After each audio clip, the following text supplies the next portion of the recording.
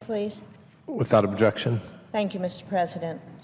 I rise today to discuss the Bipartisan Sportsmen's Act. I'm pleased to join my colleagues in introducing this legislation. I am grateful for the opportunity to work with my colleagues on legislation that will promote our country's hunting, fishing, and conservation heritage. The bill does a lot of good things.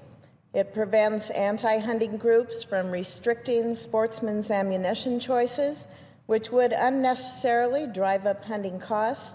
It would impede participation in shooting sports and consequently decrease conservation funding. The Sportsmen's Act provides states with more flexibility to build and maintain public shooting ranges in order to provide Americans with more opportunities to engage in recreational and competitive shooting activities. The legislation also expands and enhances hunting and fishing opportunities on federal lands by establishing a more open policy for access to recreational activities on our public lands.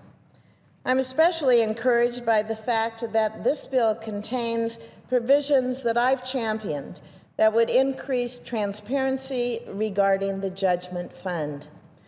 It has the potential to help our efforts to track taxpayer-funded litigation that impacts our public land policies.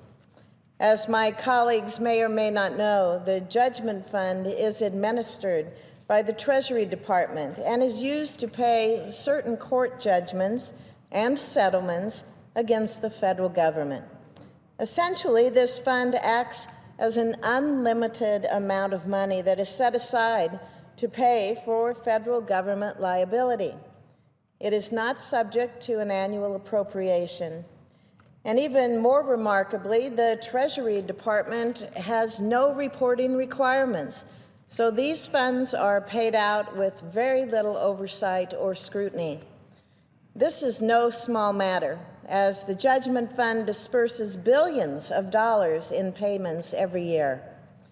Because the Treasury Department has no binding reporting requirements, few public details exist about where these funds are going and why.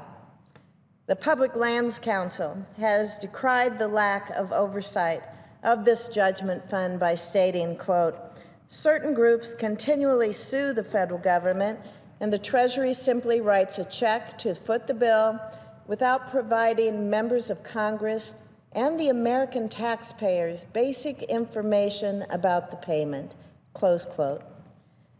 This kind of litigation can have a big impact on sportsmen and others who enjoy multiple uses on our federal lands.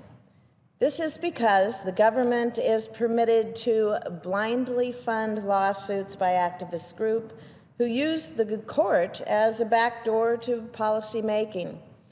A recent report from the GAO found that cases filed against the EPA have shown a pattern of these groups working in unison with big law firms to sue under the same statutes in order to push their political agenda through the courts.